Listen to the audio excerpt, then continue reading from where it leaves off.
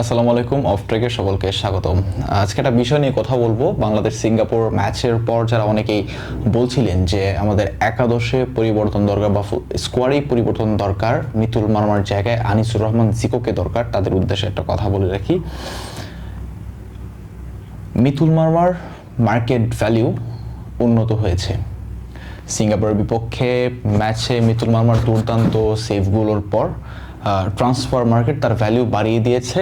তার 2 লাখ ইউরো ছিল transfer value, এখন সেটা হচ্ছে 2,25,000 ইউরো।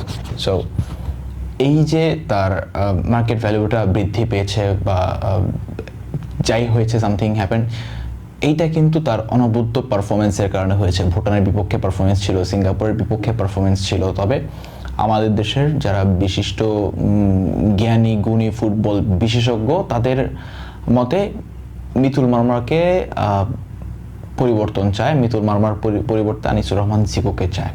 ওকে, সো ওনারা হচ্ছে বেসিক্যালি কি করে যে সকালে ঘুম থেকে উঠে একটা চায়ের দোকানে চলে যায়, দেন ওই ভাঙা টঙের দোকানে বসে চা, এক হাতে চা এক হাতে সিগারেট, এই দুইটা জিনিস হাতে নিয়ে তারা হচ্ছে বিশ্লেষণ করে, এটা ওইটা এইটা সেইটা। প্রকৃতপক্ষে যে ফুটবলটা খেলে একমাত্র সেই বুঝে যে তিনি কি করছেন, আর যারা ফুটবলটা বোঝেন তারাই দেখছেন যে তিনি কি করছেন। মিতুল মারমা যা করেছেন জিকোর অনুপস্থিতিতে, তা অন্য কোনো গোলরক্ষক যদি হতো বাংলাদেশ 184 থেকে 190 197তে অটোমেটিক্যালি নেমে যেত। তবে মিতুল মারমার ভিতরে সেই রিফ্লেক্সটা আছে, মিতুল মারমার ভিতরে সেই দায়িত্ববোধটুকু আছে বলেই এখন পর্যন্ত বাংলাদেশ আহামরিভাবে ম্যাচ হারে নাই। হ্যাঁ, আপনি এখন বলতে পারেন যে ভাই অস্ট্রেলিয়ার সাথে তো বাংলাদেশ 7টা গোল খাইছে। এখন অস্ট্রেলিয়া হচ্ছে বিশ্বকাপ খেলা দল, শুধু বিশ্বকাপ খেলা না, অস্ট্রেলিয়া হচ্ছে রাউন্ড অফ 16 খেলা দল। রাউন্ড অফ 16-এ যাদের প্রতিপক্ষ ছিল আর্জেন্টিনা, এবং আর্জেন্টিনা সেই অস্ট্রেলিয়াকে বিশ্বকাপের রাউন্ড অফ 16-এ হারিয়েই কিন্তু কোয়ার্টার ফাইনালে গিয়েছে। সো এখন আপনি যদি বলেন যে অস্ট্রেলিয়ার সাথে বাংলাদেশ 7টা কেন খাইলো, এতে মিতুল মারমার দোষ, ইউ টোটালি রং। আপনি ফুটবলটার ফও বুঝেন না, এফও বুঝেন না। আপনার ফুটবলটা আগে বুঝতে হবে, তারপর আপনার ফুটবল খেলা দেখতে হবে। আপনি ফুটবল খেলা না বুঝে আপনি ফুটবল খেলা দেখতে পারবেন না। আপনার কাহিনীটা হচ্ছে লুক লাইক ব্যাচেলার পয়েন্টের মতো। আপনি ব্যাচেলার পয়েন্টের যদি সিজন 1টা না দেখেন, সিজন 4-5 বুঝতে পারবেন না। আপনাকে 4-5 দেখতে হলে 1টা দেখতে হবে।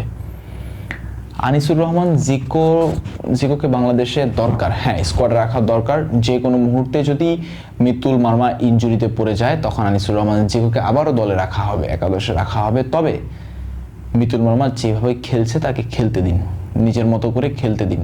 যে এই ছেলেটা সিঙ্গাপুর ম্যাচের আগে নিজের ভাইকে হারিয়েছে, ঠিক 2 দিন আগে নিজের ভাইকে হারিয়েছে, সেই ছেলেটা সব কিছু বুকে চাপা দিয়ে রেখে সিঙ্গাপুরের বিপক্ষে খেলতে নেমেছে। It's not a part of joke.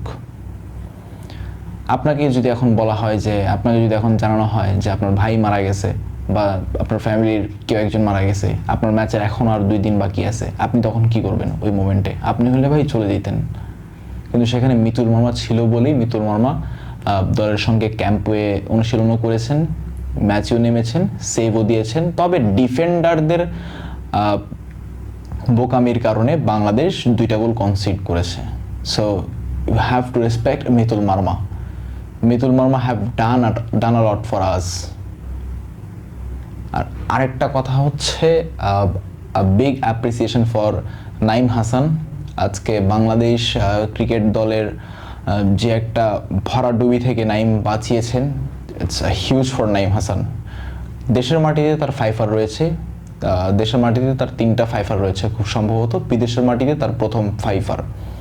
শ্রীলঙ্কাকে একাই অল আউট করে দিয়েছে তিনি। শ্রীলঙ্কার 465 ছিল 5 উইকেটে, পরবর্তী 12 রান তুলতেই 22 রান তুলতেই শ্রীলঙ্কার বাকি 5 উইকেট চলে যায়। সো এইখানে নাইম হাসানের অনেক বড় হাত রয়েছে। নাইম হাসান ওইখান থেকে 3 উইকেট সংগ্রহ করেছেন। সো নাইম হাসান যদি আজকের ম্যাচে 5টা উইকেট না পেত, তাহলে আমার মনে হয় না বাংলাদেশের এই 10টা রানের লিডার দেখা লাগতো।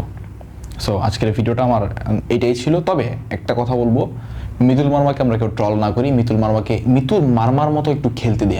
আমরা দেখি মিতুল মার্মা কতটুকু কি করতে পারেন নিজের জন্য এবং দলের জন্য বটে। মিতুল মার্মা পারফরমেন্স করতে পারছেন, আপনার মনে হচ্ছে আপনি ফুটবলটা একটু বুঝুন, আপনি আবার ফুটবলের ল নিয়ে ঘাটাঘাটি করুন। উইকিপিডিয়াতে ফিফা সার্চ দিলে ফিফার অনেক রুলস আসবে, উইকিপিডিয়াতে ফুটবল সার্চ দিলে অনেক কিছু আপনি দেখতে পারবেন। এটা নিয়ে অনেক আর্টিকেলস লিখেছে। কয়েকদিন পর ভাবছি আমিও শুরু করবো আর্টিকেল লেখা, সো ওইখান থেকে আপনি পড়তে পারবেন। But you have to know about football, what is football, how to play football। এছাড়া আপনি কখনোই জানতে পারবেন না ফুটবলটা কি, আপনি কখনোই আদার একটা প্লেয়ারকে রেসপেক্ট করতে পারবেন না। ধন্যবাদ সবাইকে।